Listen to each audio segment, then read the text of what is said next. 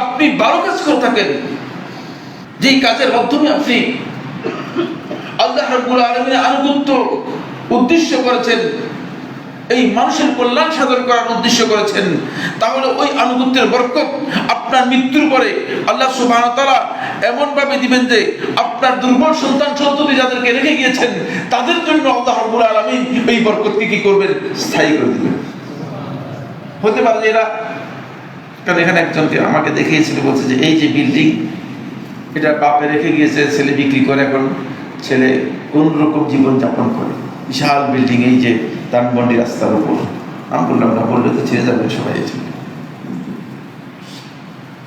কিন্তু আল্লাহ রাব্বুল আলামিন আপনি যদি ভালো কাজ করে যান তাহলে দুর্বল, একেবারে দুর্বল যদি লোক রেখে যান তাদের জন্য আল্লাহ সুবহানাহু ওয়া তাআলা মানে ওই সম্পদকে আল্লাহ তাআলা হেফাজত করবেন। সূরা আন-নিসা 9 নম্বর আয়াতের মধ্যে আল্লাহ তাআলা বলেন, ওয়ালিয়াখশা আল্লাযীনা লাউ তারাকু মিন খালফিহিম যুররিয়াতান দুআফান খাফু আলাইহিম ফালইয়াত্তাকুল্লাহা ওয়ালিয়াকুলু কাওলান সাদীদা।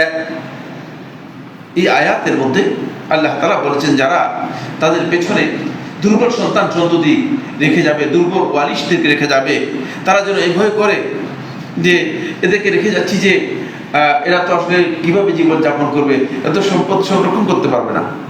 অনেকে আমাদের কাছে আসে, বলে যে ভাই আমার তো ছেলে নাই, 3টা মেয়ে, আমাদের তো অসুবিধা কি আপনার?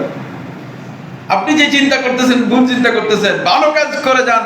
ওই 3জন মেয়ের দায়িত্ব তো তিনিই নিবেন যিনি আগেই ঘোষণা করেছেন, সারা মাখলুকাতের রিজিকের দায়িত্ব যিনি নিয়েছেন তিনি এই 3জন মেয়েরও দায়িত্ব নেবেন, কোনো সন্দেহ নেই। কিন্তু আপনারা তো মনে করেন যে না ভাই আমার 3জন মেয়ে আছে, একটু লিখে দিয়ে যাই তাদেরকে। আপনি আল্লাহ তাআলা সম্পর্কে বুঝতে পারেননি। এখানে আল্লাহ রাব্বুল আলামিন বলেছেন যে যদি সত্যিকার তিনি আল্লাহ তাআলা আনুগত্যের এই কাজ করেন তাহলে আল্লাহ রাব্বুল আলামিন এই দুর্বলদের জন্য আল্লাহ সুবহানাহু ওয়া তাআলা আল্লাহর নিয়ামতকে হেফাজতের দায়িত্ব নেবেন, হেফাজত করবেন।